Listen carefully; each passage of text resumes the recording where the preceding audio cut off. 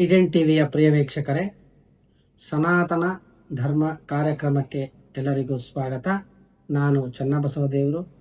August ತಿಂಗಳಿನ ಭವಿಷ್ಯ, ದ್ವಾದಶ ರಾಶಿಗಳ ಭವಿಷ್ಯವನ್ನ ನೋಡೋಣ.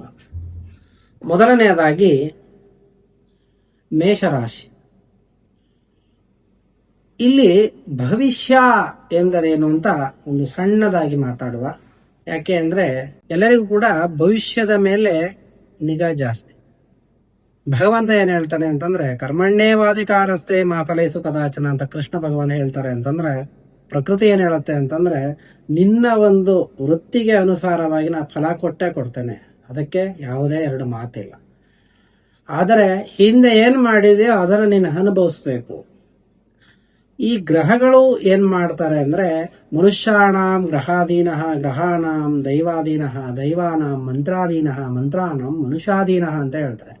ಅಂದ್ರೆ ನಾವುಗಳು ಗ್ರಹಗಳ ಅಧೀನದಲ್ಲಿದ್ದೇವೆ, ಗ್ರಹಗಳು ದೈವರ ಅಧೀನದಲ್ಲಿದ್ದಾರೆ, ಹಾಗೆ ದೇವರು ಮಂತ್ರದ ಅಧೀನದಲ್ಲಿದ್ದಾರೆ, ಮಂತ್ರಗಳು ಮನುಷ್ಯನ ಅಧೀನದಲ್ಲಿದ್ದಾರೆ. ಅಂದ್ರೆ ಇಲ್ಲಿ ನಾವು ತಿಳಿಯಬೇಕಾದ ಸೂಕ್ಷ್ಮ ವಿಚಾರ ಏನು ಅಂತಂದರೆ, ಸ್ವಲ್ಪ ಮನಸ್ಸು ಮಾಡಿದರೆ ಗ್ರಹಗಳು ನಾವು ಹೇಳದಂತೆ ಕೇಳಿಸಬಹುದು. ಇದಕ್ಕೆ ಸ್ಪಷ್ಟ ಉದಾಹರಣೆ ಏನು ಅಂತಂದ್ರೆ ರಾವಣ ಹೇಳ್ತಾರೆ ಏನಂತ. ರಾವಣ ತನ್ನ ನವಗ್ರಹಗಳ ತನ್ನ ಸಿಂಹಾಸನದ ಮೆಟ್ಟಿಲುಗಳನ್ನೇ ಮಾಡ್ಕೊಂಡಿದ್ದ ಅಂತ ಹೇಳ್ತಾರೆ. ಅಂದ್ರೆ ಅರ್ಥ ಏನು ಅಂದ್ರೆ, ಮೆಟ್ಟಿಲುಗಳು ಮಾಡ್ಕೊಳಕ್ ಸಾಧ್ಯ ಇಲ್ಲ.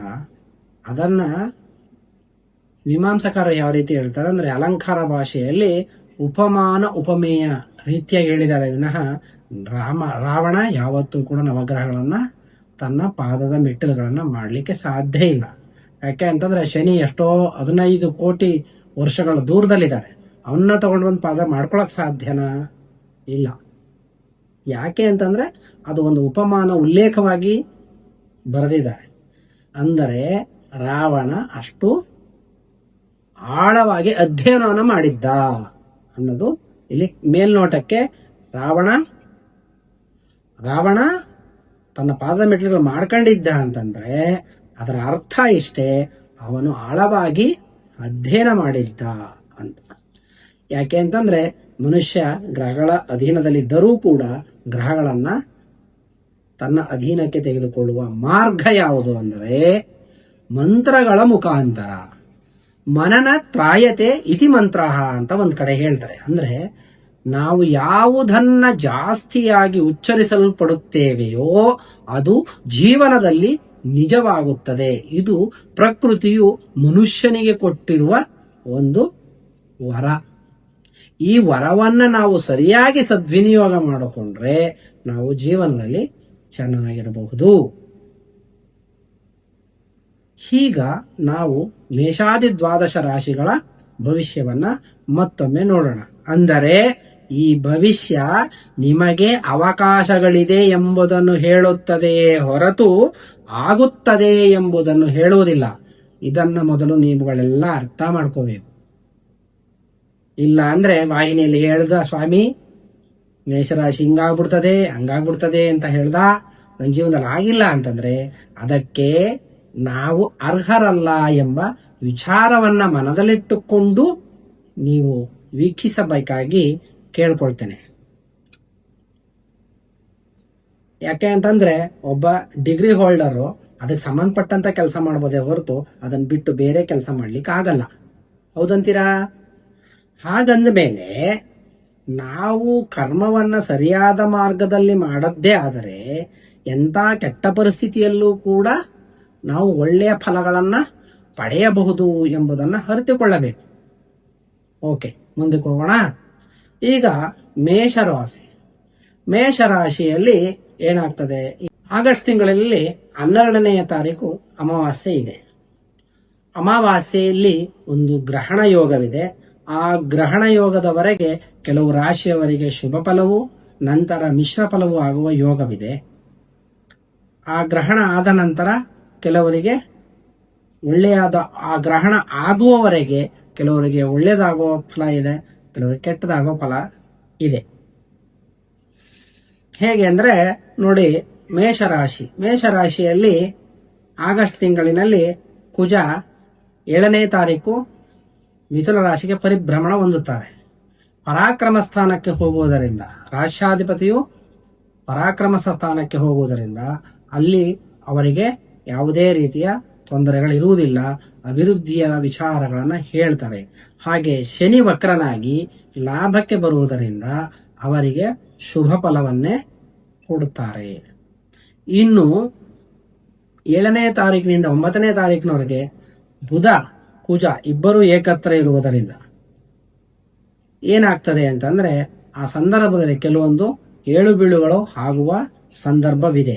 ಆದರೆ ಅಮಾವಾಸ್ಯೆಯ ನಂತರ ಅಂದರೆ ಆಗಸ್ಟ್ 12ನೇ ತಾರೀಕಿನ ನಂತರ ಅವರಿಗೆ ಶುಭ ಫಲವೇ ಹೆಚ್ಚಾಗಿ ಕಂಡುಬರುತ್ತದೆ. ಇನ್ನು 2ನೇ ರಾಶಿಯಾದ ವೃಷಭ ರಾಶಿಯ ಫಲವನ್ನು ನೋಡೋಣ.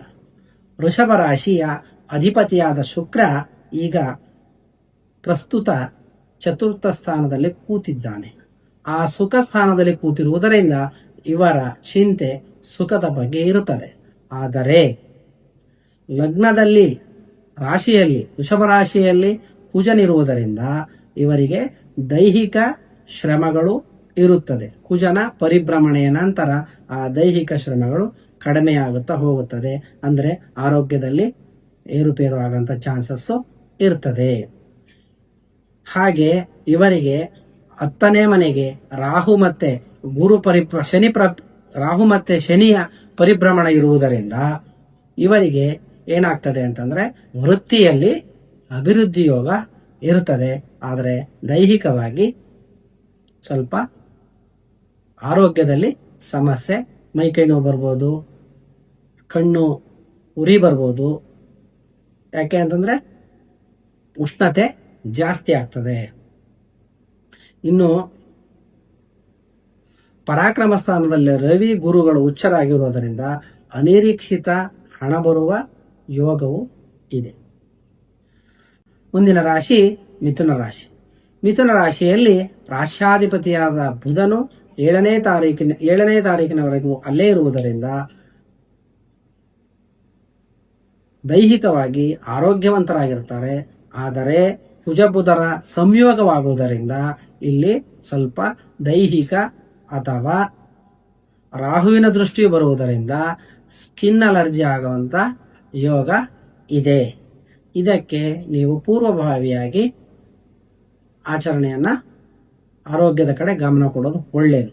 ಇನ್ನು ದ್ವಿತೀಯ ಸ್ಥಾನದಲ್ಲಿ ಹಣಕಾಸಿನ ವಿಚಾರ ಬಂದರೆ ತೃತೀಯಾಧಿಪತಿ ಮತ್ತು ಸಪ್ತಮಾಧಿಪತಿ ಇರುವುದರಿಂದ ಕಳತ್ರ ಯೋಗದಿಂದ ಹಣ ಬರುವ ಯೋಗವಿರುತ್ತದೆ. ಅಂದರೆ ನಿಮ್ಮ ಪಾರ್ಟ್ನರ್ಶಿಪ್ ಆಗ್ಬೋದು, ಅಥವಾ ಹೆಂಡತಿ ಕಡೆಯಿಂದ ಆಗ್ಬೋದು, ಅಥವಾ ಗಂಡನ ಕಡೆಯಿಂದ ಆಗ್ಬೋದು, ಹಣ ಬರುವ ಯೋಗ ಇದೆ. ದಶಮದಿಂದ ಶನಿಯು ವಕ್ರನಾಗಿ ಭಾಗ್ಯಕ್ಕೆ ಹೋಗುವುದರಿಂದ ವೃತ್ತಿಯಲ್ಲಿ ಬದಲಾವಣೆ ಆಗುವ ಯೋಗ ಇದೆ. ಇನ್ನು ಮುಂದಿನ ರಾಶಿ ಕಟಕ ರಾಶಿ. ಕಟಕ ರಾಶಿಯಲ್ಲಿ ದೇವಗುರುವಾದ ಗುರುವು ಕಟಕ ರಾಶಿಯಲ್ಲಿದ್ದು ರವಿಯೂ ಜೊತೆಗಿರುವುದರಿಂದ ಇವರಿಗೆ ಹಣಕಾಸು ಬರುವ ಯೋಗವಿದೆ. ಆದರೆ ಇದು ಯಾವ ರೀತಿ ಎಂದರೆ ಸಾಲ ಮಾಡುವ ಯೋಗ ಉಂಟು. ಹಾಗೆ ಸಾಲ ಮಾಡುವ ಯೋಗ ಜೊತೆಗೆ ಅದು ಖರ್ಚಾಗುವ ಯೋಗವಿದೆ. ಏಕೆಂದರೆ ದ್ವಿತೀಯಾಧಿಪತಿಯಾದ ರವಿಯು ದ್ವಿತೀಯಕ್ಕೆ ವ್ಯಯದಲ್ಲಿರುವುದರಿಂದ ಹಣ ಬಂದರೂ ಕೂಡ ನಿಲ್ಲುವ ಯೋಗವಿಲ್ಲ. ಹಾಗೆ ಆರೋಗ್ಯದಲ್ಲಿ ಸಮಸ್ಯೆ ಇಲ್ಲ. ವಿದ್ಯಾರ್ಥಿಗಳು ಸ್ವಲ್ಪ ಓದಿನ ಕಡೆ ಗಮನ ಕೊಡುವುದು ಒಳ್ಳೆಯದು. ಯಾಕೆಂದರೆ ದ್ವಿತೀಯದಲ್ಲಿ ಕೇತು ಮತ್ತೆ ಶುಕ್ರ ಇರುವುದರಿಂದ ಮನರಂಜನಾ ವಿಚಾರಗಳಲ್ಲಿ ಮನಸ್ಸು ಉಳ್ಳವರಾಗಿರುತ್ತಾರೆ. ಅದರಿಂದ ಕಟಕ ರಾಶಿಯವರು ವಿದ್ಯಾರ್ಥಿಗಳು ಮನರಂಜನಾ ಕಡೆಗೆ ಮನಸ್ಸನ್ನು ಕೊಡದೆ ತಾವು ಓದಿನ ಕಡೆ ಗಮನ ಕೊಟ್ಟರೆ ದೇವಗುರುವಾದ ಗುರುವಿನ ಆಶೀರ್ವಾದ ಪ್ರಬಲವಾಗಿರುತ್ತದೆ. ಇನ್ನು ಮುಂದಿನ ರಾಶಿಯಾದ ಸಿಂಹ ರಾಶಿ. ಸಿಂಹ ರಾಶಿಯಲ್ಲಿ ಕೇತು ಭಗವಾನರಿದ್ದಾರೆ, ಮತ್ತೆ ಶುಕ್ರ ಭಗವಾನರಿದ್ದಾರೆ. ರಾಶ್ಯಾಧಿಪತಿಯಾದ ರವಿ ವೇದಲ್ಲಿದ್ದಾನೆ. ಅಷ್ಟಮದಲ್ಲಿ ಶನಿ ಇದ್ದು ಆ ಶನಿಯು ವಕ್ರನಾಗಿ ಸಪ್ತಮಕ್ಕೆ ಬರುವುದರಿಂದ ಇವರಿಗೆ ಆರೋಗ್ಯದಲ್ಲಿ ಏರುಪೇರು ಮತ್ತೆ ಮೋಕ್ಷದ ಕಡೆ ಚಿಂತನೆ. ಅಂದರೆ ನನಗೆ ಈ ಕೆಲಸನೇ ಬೇಡ, ಈ ವೃತ್ತಿನೇ ಬೇಡ, ಊಟನೇ ಬೇಡ, ತಿಂಡಿನೇ ಬೇಡ, ಏನೂ ಬೇಡ ಅನ್ನೋ ಒಂದು ಮನಸ್ಥಿತಿಯಲ್ಲಿ ಇರ್ತಾರೆ. ಇನ್ನು ವಿದ್ಯಾರ್ಥಿಗಳಿಗೂ ಕೂಡ ಆರೋಗ್ಯದಲ್ಲಿ ಏರುಪೇರಾಗ್ತಕ್ಕಂಥದ್ದು, ಮತ್ತು ಮೈಕೈ ನೋವಾಗಂಥ ಉಷ್ಣವಾಯು ಪ್ರಕೋಪ, ಪಿತ್ತ ಪ್ರಕೋಪ, ಈ ರೀತಿಯಾಗಿ ಆರೋಗ್ಯದಲ್ಲಿ ಏರುಪೇರು ಆಗುವ ಸಾಧ್ಯತೆ ಉಂಟು. ಇನ್ನು ಮುಂದಿನ ರಾಶಿಯಾದ ಕನ್ಯಾ ರಾಶಿಗೆ ಹೋಗೋಣ.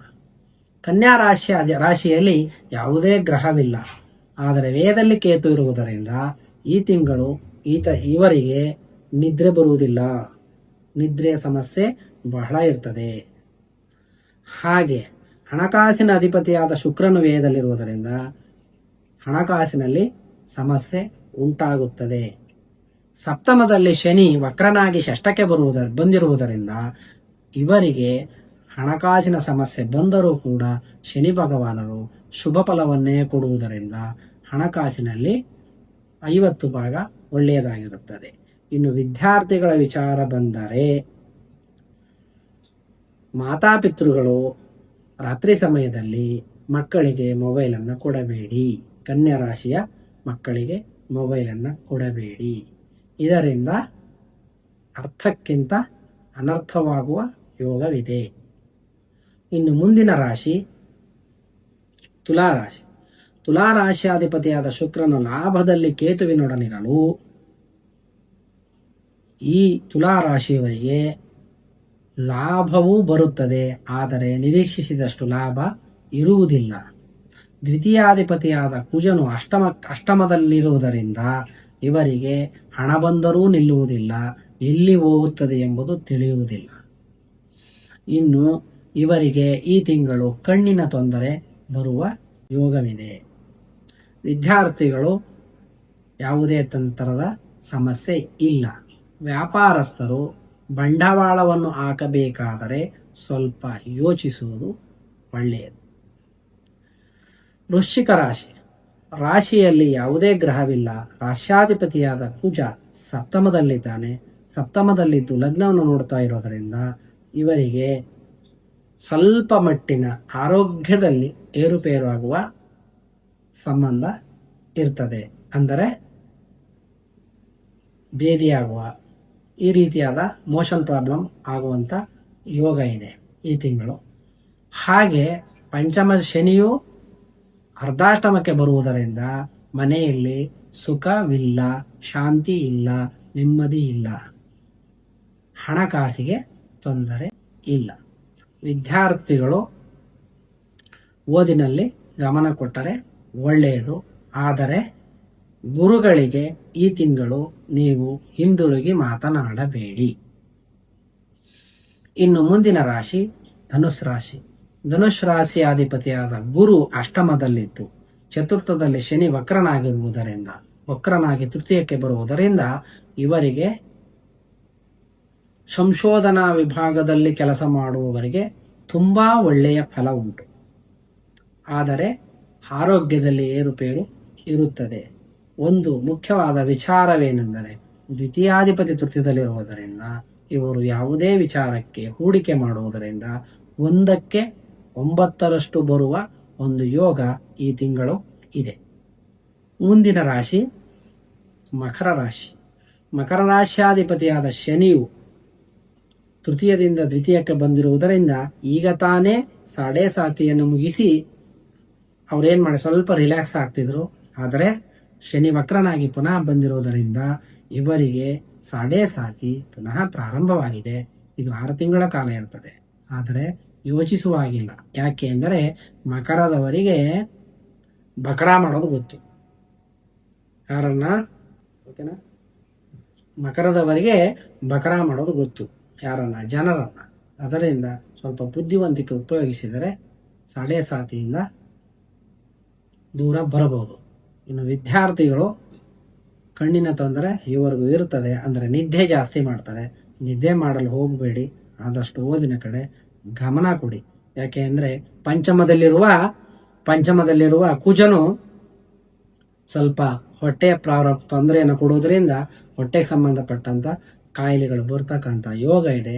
ಅದರಿಂದ ಊಟ ತಿಂಡಿಯ ಕಡೆ ಸ್ವಲ್ಪ ನೀರು ಜಾಸ್ತಿ ಕುಡೀರಿ. ನೀರು ಕುಡಿದೇ ಇದ್ದರೆ, ಇಲ್ಲಾಂದರೆ ಊಟನ ಆದಷ್ಟು ಮನೇಲೇ ಮಾಡಿ. ಹೊರಗಡೆ ತಿಂಡಿ ತಿಂದರೆ ಮಕರ ರಾಶಿಯವರಿಗೆ ಈ ತಿಂಗಳು ಸ್ವಲ್ಪ ತೊಂದರೆ ಇದೆ. ಮುಂದಿನ ರಾಶಿ ಕುಂಭರಾಶಿ. ಕುಂಭರಾಶಿಯಲ್ಲಿ ಜನ್ಮಸ್ಥ ರಾಹು ಇದ್ದಾರೆ, ಪಂಚಮದಲ್ಲಿ ಬುಧ ಇದ್ದಾರೆ. ಇದರಿಂದ ವಿದ್ಯಾರ್ಥಿಗಳ ಬಹಳ ಪ್ರಬಲವಾದ ಯೋಗ ಇದೆ. ಇದನ್ನ ಸರಿಯಾಗಿ ಉಪಯೋಗಿಸಿಕೊಂಡರೆ ನಿಮಗೆ ಪರೀಕ್ಷಾ ಸಮಯದಲ್ಲಿ ಬೇಕಾಗುವ ಎಲ್ಲ ಹಿಂಟ್ಸ್ಗಳು ಈ ತಿಂಗಳಲ್ಲಿ ಸಿಗ್ತಕ್ಕಂಥ ಯೋಗ ಇದೆ. ಇದರಿಂದ ನೀವು ವಿದ್ಯಾರ್ಥಿಗಳು ಇದನ್ನು ಬಳಸ್ಕೋಬಹುದು. ಹಾಗೆ ಇನ್ನು ವ್ಯಾಪಾರಸ್ಥರು ಇವರು ನಿಧಿಯನ್ನು ಸಂಗ್ರಹಿಸೋದು ಅಂದರೆ ಹೂಡಿಕೆ ಮಾಡುವಂಥ ವಿಚಾರ ಇದ್ರೆ ಮಾಡಬಹುದು, ಆದರೆ ನೋಡಿ ಮಾಡಬೇಕಾಗ್ತದೆ. ಯಾಕೆಂದ್ರೆ ಮೋಸ ಹೋಗುವ ಯೋಗ ಇದೆ. ಇನ್ನು ಮೀನರಾಶಿ. ಮೀನರಾಶಿಯಲ್ಲಿ ಶನಿ ಭಗವಾನರು ಈಗ ತಾನೇ ಪ್ರವೇಶ ಮಾಡಿದ್ದು ವಕ್ರರಾಗಿ ಕುಂಭರಾಶಿಗೆ ಹೋಗ್ತಾ ಇದ್ದಾರೆ. ಇದರಿಂದ ಸಾಡೆ ಸಾತಿಯ ಮಧ್ಯಭಾಗದಲ್ಲಿ ಇದ್ದೀರಿ. ಆದರೆ ನಿಮಗೆ ಭಗವಂತ ಒಂದು ಇದನ್ನು ಕೊಟ್ಟಿದ್ದಾನೆ, ಯಾವಾಗಲೂ ನಿಮ್ಮ ಜೊತೆಗೆ ಒಂದು 4 ಜನ ಇಟ್ಕೊಳ್ಳಿ. 4 ಜನ ಇಟ್ಕೊಂಡು ವ್ಯವಹಾರ ಮಾಡೋದ್ರಿಂದ ನಿಮಗೆ ತುಂಬ ಒಳ್ಳೆಯದಾಗುತ್ತೆ. ಇಷ್ಟನ್ನು ಹೇಳಿ ನನ್ನ ಈ ಆಗಸ್ಟ್ ತಿಂಗಳಿನ ಮಾಸ ಭವಿಷ್ಯ ಕಾರ್ಯಕ್ರಮವನ್ನು ವಿರಾಮ ಕೊಡ್ತಾ ಇದ್ದೇನೆ. ಎಲ್ಲರಿಗೂ ಶುಭವಾಗಲಿ. ಜಗದಾದಿ ಗುರುವರ್ಯರಾದ ವಿಶ್ವಗುರು ಬಸವಣ್ಣನವರು ಹಾಗೂ ಆದಿ ಗುರುಮಲ್ಲೇಶ್ವರರು ಎಲ್ಲರೂ ನಿಮಗೆಲ್ಲರಿಗೂ ಒಳ್ಳೆಯದು ಮಾಡಲಿ. ಶರಣರು, ಸಂತರು, ಮುನಿಗಳು ಎಲ್ಲರಿಗೂ ನಿಮಗೆ ಆಶೀರ್ವಾದ ಮಾಡಲಿ ಅಂತ ಭಗವಂತನಲ್ಲಿ ಬೇಡುತ್ತಾ ನನ್ನ ಈ ಮಾಸ ಭವಿಷ್ಯ ಕಾರ್ಯಕ್ರಮವನ್ನು ವಿರಾಮಗೊಳಿಸ್ತಾ ಇದ್ದೇನೆ. ಧನ್ಯವಾದ. ಸರ್ವೇ ಜನಾಃ ಸುಖಿನೋ ಭವಂತು.